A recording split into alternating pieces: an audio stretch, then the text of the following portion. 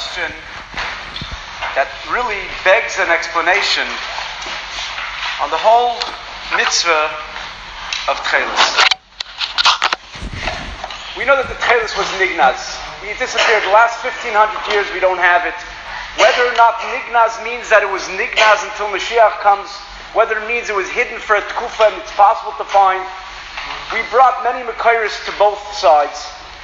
There are many rayas to both sides. There's midrash and there's teres kayanim, sifris, achrayim, rishonim. But either way, it did disappear in the late. We find already in the late Amoraim, the Rabbanot Savaroi, Rabbi Choy Goyin. You find already that it was something that was a special thing. It says in the years of Rabbi Choy, they brought him Techeles, which might give him ashmos that it wasn't such a common thing then. And later on, already by the certain Rabbanim, the Goyinim, already say Eidos that we don't know what the Techeles is, we don't know what the chilazon is, we don't know how to produce it, we don't even know what the dag is. How did that happen?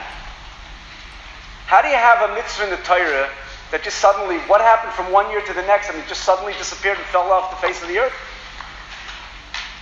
You find the mashal by the mitzvah, you don't find by Kimat any other mitzvahs that disappear the mitzvah. The Gemara says that when it comes to the mitzvah of shofar, the word the Torah uses for the broken shever is trua.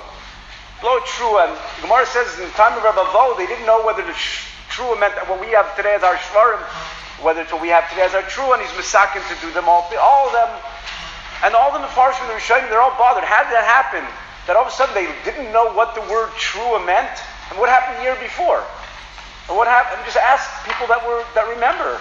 So what happened over here by the mitzvah of Techeles? We have zero. No, none of the mitzvah left. Now, if it states that we're carrying the mitzvah, it's not ma'akiv the Techeles. Techeles is not ma'akiv the love, so we still have the mitzvah of tzitzis. But this mitzvah of Techeles is gone. What happened? How did that happen?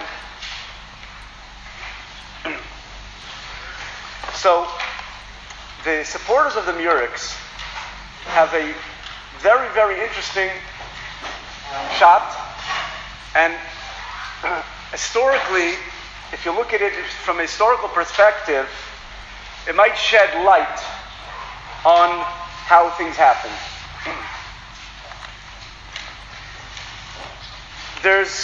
They found documents, and this is facts, that there were many gzairos in the time of the Romans, the time of the Romans, there were many gzairos against producing the purple dye of the Murics. In the time of Julius Caesar, which was 100 years before the Churban Abayis, there was a gzeira that anybody who's caught with Techeles, anybody who's caught with purple dye, it says actually in the translation, and it brings down the Murics, nor shall any person at his home weave or make silk cloaks or tunics which have been colored with purple dye and woven with no admixture of anything else. Men shall come forth, everybody has to give it in, and it ends off, otherwise he shall sustain the danger of involvement in a crime similar to that of high treason. It was considered treason. Mamish moirid v'malchus, if a person had it. Why was that? The reason was because the color of Techeles, the color of this purple, is a royal color, and it was set aside and designated exclusively for the emperor, for the Caesar, for the king and his family. Anybody else who was involved in either wearing or producing or selling this color beged was considered a merida b'malchus. Later on, in the time of Nero Caesar, which was one of the Caesars that was sent to destroy the second Beis Hamikdash, he ended up going back, but Nero Caesar had also a gzeira of his own. And he writes also that there are two kinds of shellfish called the Murics and some other one. It shall not be lawful or permitted for anyone to have or seek for any dyes of this kind, or to expect to obtain it from any source, and he who audaciously violates this rule shall be condemned to death after the confiscation of his property. Merida b'malchus, mamish nechasav l'malchus, and chad dosei lamus. This was apparently any emperor that made it lasted till the end of his life. So Julius Caesar did it, and then Nero Caesar did it, and there's other. In the time of Rava, there was a Caesar whose name was Cantistinus Gallius, and he lived basically in the time of Rava. And he also made one of these gzairos, and he says that achas dosei lahamis, if you catch it by anybody, the techeiles, we find the murex dye from anybody, the purple, he uses the lotion of purple dye. It's an aveira chamur shebechamuris. You find later on in the Byzantine emperors, which took over much later on in the year 500, 600, which is when Takit started really disappearing. Then they really put their foot down, and it seemed that there was a constant gzeira against producing, selling, or wearing any baguette that has this color of the murex dye. If you learn that the techeiles, the chilazin, is the murex, so then you have a havana in how it disappeared. There was many gzairos, mamish similar at the times of this, when it started getting disappearing, and when it started getting harder to get. It seems that there were gzairos in the time of the Raimim. And this would stem very well with the Gemara, they say, in Sanhedrin Daf Yud Beis. The Gemara in Sanhedrin says, Sholchu leilu Rava. They sent a message to Rava in the time of Rava. Zug bami Rekes. There was a pair of Talmidei Chachamim who came from Rekes. Rekes is Tveria. V'tofsu Nesher.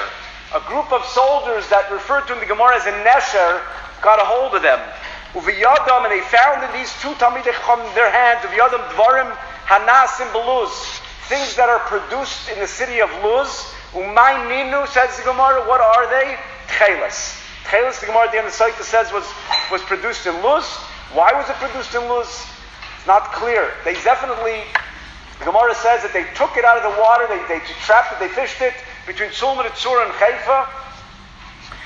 That's where they were able to get it from the waters. But Lamai says it seems that they immediately, the Gemara says you have to take out the dye, but after they took out the dye, they took it and they transported it to Luz, which Luz is a shayla, which Luz this is. This might even be, and a lot of Achrayim learn like that, the Radak learns like that, others learn like that this Luz was a Luz that's in Chutz La'aretz. And it's the Luz that the Navi says, that when Yeshua came in and they took care, they wiped out the city of Luz, there was a person that they met in Luz who helped them find the entranceway to Luz, and they gave him a city, which Mepharshim say must have been out of Eretz Yisrael. He was a Chiti.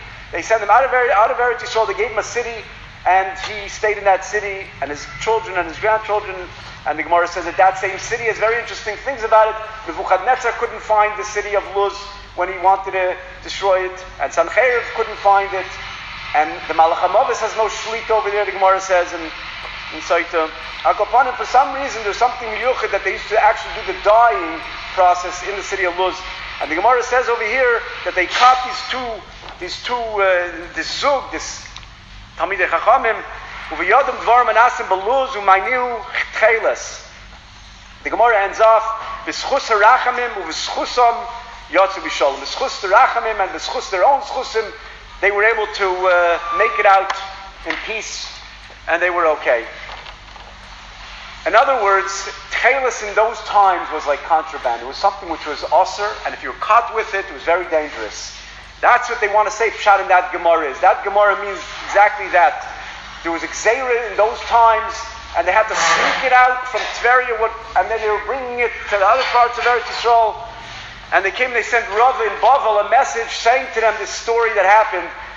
So you see from here, they say that in the times of the Amoraim, and it got stronger, they say there's documented, there's different, like we said, there's different gzairos that were put on, Klal Yisrael put on anybody, that it was considered a merida b'malchus to wear this, to wear the color techeiles, to wear akapanim, the purple. And so therefore, it could be that if the murex is the chilazin, at least there's some avana in how all of a sudden this mitzvah disappeared. And the answer would be because there was a gzeira from the roimim on it, and eventually they just couldn't stand and they just couldn't produce it anymore. All these dyeing houses had to close down, and eventually they forgot it, and Mamela they couldn't figure out what it was after.